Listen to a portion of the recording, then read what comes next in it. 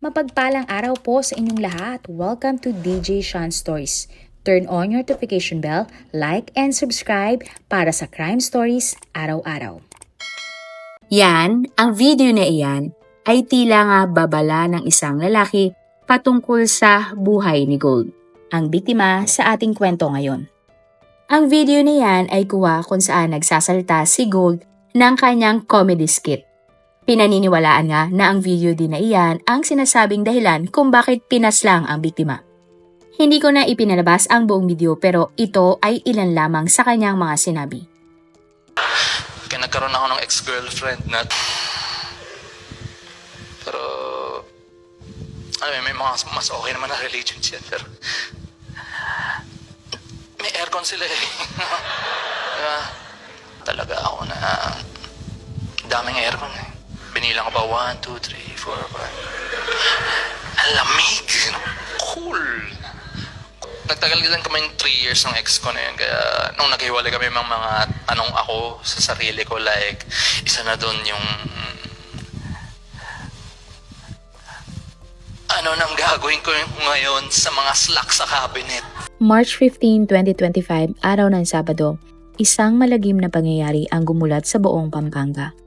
Ang tahimik na gabi noon ay nabalot ng ingay at pangamba nang bigla na lamang binaril ang isang personalidad sa larangan ng comedy. Pero sino ang lalaking biktima at bakit niya iyon sinapit? Ang lalaking biktima ay kinilalang si Goldinier Dagal o mas kilala bilang Gold, 38 years old. Si Gold ay naninirahan sa Pasig City at ang kanyang nanay ay si Jocelyn habang ang kanyang tatay naman ay si Ronnie. Nag-iisang anak na lalaki si Gold at mayroon siyang 3 kapatid na mga babae. Ang lolo ni Gold ay isang World War II veteran at siya ay lumaban para sa ating bayan.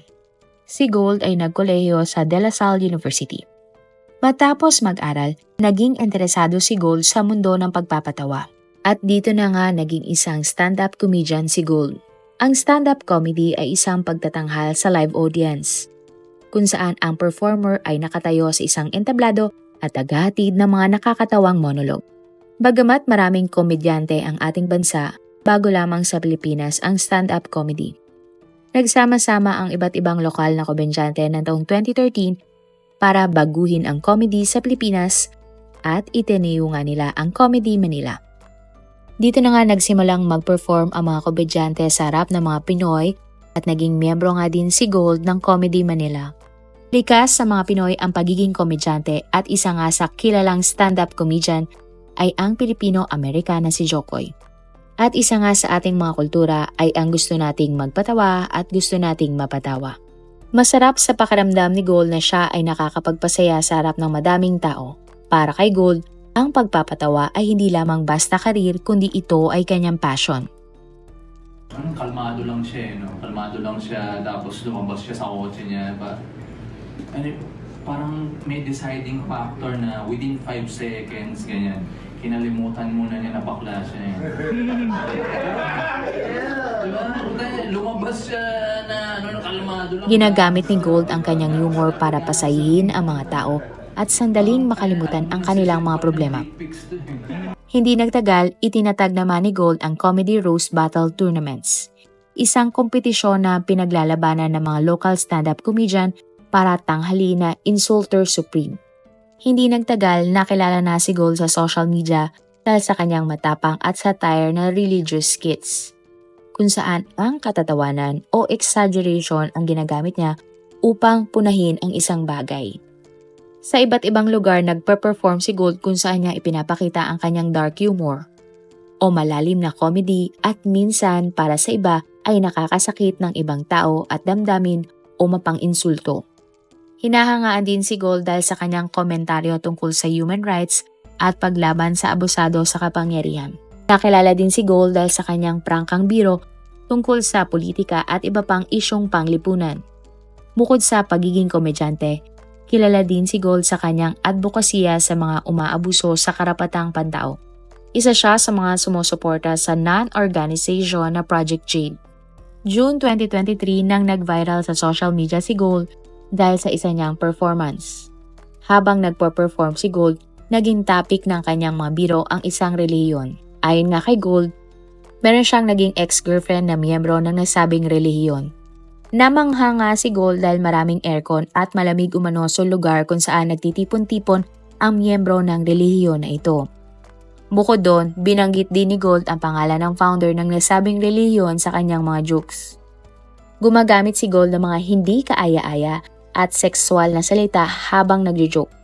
Umani nga ng napakaraming reaksyon ang performance na iyon ni Gold. Bagamat maraming natuwa sa mga joke ni Gold, maraming miyembro ng nabanggit niyang relihiyon ang umalma sa kanilang mga narinig. Tinawag nila si Gold na bastos at walang respeto sa relihiyon ng iba. Hindi nagustuhan ng mga miyembro ng relihiyon na tila pinaglalaroan sila ni Gold at labis silang na-offend sa mga binitiwang biro ng lalaki. Sa dami ng tila nasagasaan ni Gold, inulan siya ng pambabatikos sa social media. Ang pagbabatikos ay unti-unting naging banta. Nagsimula ngang makatanggap si Gold ng napakaraming death threats at gave threat mula sa iba't ibang mga Facebook account. May kumalat din video ng isang lalaki na nagbigay ng kanyang mensahe sa ginawang pagjo-joke ni Gold. Ayon sa lalaking nag-live, hindi siya masaya sa joke na binitawan o biro ni Gold. Sa huli, sinabi nga ng lalaki sa kanyang video ang mga katagang, "Kung nasaan ka man ngayon, mag-ingat ka, alam mo na ang ibig kong sabihin." Hindi naman na malinaw kung dinilit ba ni Gold o kusang nabura ang kanyang social media account nang pumutok nga ang issue na ito. At October 2023 nang muling naging aktibo si Gold sa kanyang social media. Mayroon naman tila nagtatanggol sa sinabi ni Gold sa kanyang comedy skit. Ayon sa isang comment sa comedy bar kung saan nag-joke si Gold, tanggap-tanggap naman ang kanyang mga biro. Nagkagulo daw ang lahat dahil kumalat sa social media ang video at ang nakapanood ay hindi lamang sanay sa stand-up comedy na bago pa nga lang sa ating bansa. Mayroon ding nagsabi na ang Pilipinas ay isang democratic na bansa at mayroon tayong freedom of expression. Pero dapat pa din daw tandaan na ang lahat ng bagay sa mundo ay may limitasyon, kaya ingatan ang bawat salitang bibitawan. Makalipas ang halos 2 taon, muli na namang naging laman ng social media ang pangalan ni Gold dahil sa kanyang nakakalungkot na sinapit. March 18, 2025 nang lumabas nga ang balita tungkol sa isang stand-up comedian na nasawi sa Pampanga. Ang biktimang ito ay si Gold. Ayon sa mga balita, nakaupo si Gold noon sa isang comedy bar sa Angeles, Pampanga habang inaantay niya ang kanyang oras para mag-perform. Maya-maya pa, nilapitan si Gold ng isang lalaki at bigla na lamang siyang binaril ng ilang beses. Pagkatapos, mabilis na tumakas ang suspect kasama ang 2 pang mga lalaki. Agad namang itinakbo si Gold sa Angeles University Foundation Medical Center. Subalit makalipas ang 9 na oras, tuluyan nang binawian ng buhay si Gold. Labis na nagulat at nalungkot ang pamilya ni Gold sa kanyang sinapit. Ang mas nakakabahala pa, hindi agad na aresto ng mga pulis kung sino ang bumaril kay Gold. Hindi naman kasi nakilala ang mga suspect kaya walang idea ang mga pulis sa gumawa ng krimen. Ayon din sa mga nakasaksi, ilang minuto bago sumampa si Gold sa entablado, binaril siya ng lalaking nakasuot ng isang helmet. Pagkatapos, tumakas daw ang mga suspect sakay ng isang motorsiklo. Nakakalungkot naman na wala umanong CCTV ang comedy bar kung saan nangyari ang krimen. Blanko din ang mga pulis sa motibo sa pagpatay kay Gold. Napakasakit nga para sa pamilya ni Gold ang kanyang sinapit, lalo na at nagtatrabaho lamang ito para may kitain. Bumaha naman ng pakikiramay para kay Gold sa kanyang social media mula sa kanyang mga kaibigan, kapwa stand-up comedians at kanyang mga fans. Marami sa kanila ang sumisigaw ng hustisya para kay Gold matapos niyang danasin ang malagim na krimen. Marami ang nagbahagi ng kanilang alaala para kay Gold. Ayon sa isang post, si Gold ay isang fearless storyteller, sharp observer at isang napakagaling na artist. Nakasama niya daw ang biktima nang nagsisimula pa lamang ito sa stand-up comedy at nakita kung paano pinagsikapan ni Gold ang kanyang mga narating. Sa isang post naman sinabi na wala daw masyadong nakakaalam ng soft side ni Gold. Maalaga daw na kaibigan si Gold at siya lang daw ata yung tanggap ng lahat ng grupo sa comedy industry. Nagpahayag din ng pakikiramay ang Project Jade. Malaki ang kanilang pasasalamat sa suportang ibinigay ni Gold at isa nga sila sa napakaraming humihingi ng hustisya para kay Gold. Nang pumutok nga ang krimen, agad kumalat sa social media ang mga haka-haka at sabi-sabi tungkol kung sino ang gumawa ng krimen. Ayon nga sa post, maaari daw may kinalaman sa nangyaring krimen ang binanggang relihiyon ni Gold. Mababasa nga sa mga larawan ang comment na tila ayos daw sa kanila ang balita tungkol sa pagkamatay ng biktima. Mayroon ding iba't ibang sagutan ng mga netizen tungkol sa hindi kaaya-ayang komento ng mga tao sa nangyari kay Gold. Pero wala namang matibay na ebidensya sa mga espekulasyon na ito dahil patuloy pa din ang investigasyon ng kaso. May nagsabi naman na maaari daw may naapakang tao si Gold kaya nangyari iyon sa kanya. Para sa kanya, si Gold daw ay isang clout chaser o klase ng taong nagpapatunog ng pangalan para lamang sumikat. Sinabi pa nag-comment na kakasuhan na dapat ng relihiyon si Gold dahil sa kanyang mapanirang puri. Subalit hindi naman ito natuloy. Nag-post naman ang nanay at tatay ng biktima hinggil sa sinapit ng kanilang anak. Ayon sa nanay ni Gold na si Jocelyn, isang hired killer ang tumapos sa buhay ng kanyang pinakamamahal na anak at sinigurado talagang hindi na mabubuhay pa si Gold. Tinawag ni Jocelyn na duwag at mga hindi nag-iisip ang tatlong mga sospek. Naniniwala si Jocelyn na may na-offend si Gold sa kanyang mga joke habang nasa isang show at plinano ang pagbatay sa kanya. Sinabi din niya na naniniwala siyang ang mga nagbabanta kay Gold noon at ang nagplano ng krimen ay isa. Dagdag pa ni Jocelyn ang mga tao na kliniklaim na malapit sila sa Diyos ang nagplano at pumatay kay Gold. Ayon pa kay Jocelyn, pinalaki niyang mabait, matalino at gwapo si Gold. Ibinahagi din ni Jocelyn na binuo ni Gold ang Rose Battle para turuan ang mga Pinoy na huwag masyadong maging pikon. Sa huli sinabi niya na maalaga daw si Gold sa kanya at sa tatlo nitong kapatid na mga babae. Ayon naman sa post ng ama ng biktima, sila ay ordinaryong tao lamang na nagtatrabaho para kumita. Pero sa kabila ng lahat, nangyari iyon kay Gold.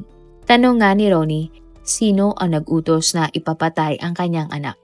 Sino daw siya para gawin yon sa kanyang anak?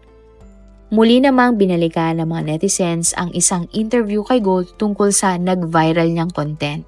Hinihingan si Gold ng opinyon hinggil sa nasabing video. Ayon kay Gold, totoo na meron siyang ex na miyembro ng nasabing relihiyon.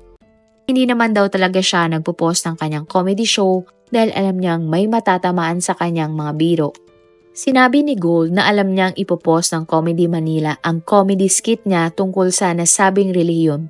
Iyon daw ang napiling isa publiko dahil ang parte na iyon ang pinaka-mild sa lahat ng kanyang joke. Sa pagkakaalala ni Gold, hapon ang pinost ang viral video. At nang kinagabihan, unti-unti nang naramdaman ni Gold ang epekto ng social media sa kanyang mga joke na binitawan. Hindi nagtagal, tinext na si Gold ng kanyang ex-girlfriend at sinabing, "Bakit dinamay mo pa sina mama at papa?" Pagkatapos naman nakita ni Gold na nakapost na sa internet ang personal niyang impormasyon tulad ng cellphone number at address. Mula noon sunod-sunod nang nakatanggap ng criticism at pagbabanta sa text si Gold. Bago nga matulog noon si Gold, inamin niyang medyo may kaba siyang naramdaman. Nakwento naman ni Gold na isang beses may lumapit sa kanya at sinabing siya ay membro ng relihiyon na paksa ng joke ni Gold. Ngunit hindi naman daw nagalit ang taong iyon kay Gold. Naniniwala si Gold na pati din daw miyembro mismo ng relihiyon ay nagbibiruan tulad ng kanyang mga sinasabi. Dagdag pa ni Gold na sa internet lamang daw matapang ang mga taong nambabatikos sa kanya. Ayon din sa interview ni Gold, masasabi naman na hindi siya apektado sa nangyari maliban na lamang sa mga comments na kanyang nababasa. Ayon naman sa isang comment sa isang forum-style website, nandun daw siya sa crime scene kung saan binaril si Gold. Sinabi na nag-comment na bandang 8:40 patapos na ang first act, bigla na lang daw binaril si Gold. Nagpanik ang mga tao at nagtago. Sunod ay may sumigaw na lamang ng, "Si Gold." Sa ngayon, patuloy pa din ang investigasyon sa kaso ng pagkamatay ni Gold. At hinahanap pa din ang tatlong mga sospek ng gumawa ng krimen. Masasabi ngang ibang-iba ang comedy style ni Gold kung ikukumpara kina Vic Soto at Dolphy. Noon pa man, napakarami na talagang styles ng comedy para magpatawa ng tao. Nag-iiba lang ang mga paraan kung paano nila i-execute at mapatawa ang kanilang mga audience. Pero lagi natin tatandaan na sana ay mananaig pa din ang pagiging magalang at makatao. Marami pong salamat sa inyong panonood. Meron ba kayong mga kwento na gusto nyong i-share sa ating mga manonood? O kung may personal po kayong kwento na gusto nyong i-feature sa ating channel, i-comment down below nyo lang ang inyong mga suggestions. Para naman po sa dagdag kalaman, i-subscribe nyo din po at i-follow ang ating iba pang YouTube channel katulad ng Tagalog Facts and Mysteries by DJ Sean at Manila Boy Wonder Philippines. Marami pong salamat sa pagsuporta nyo sa aming mga channel. God bless everyone!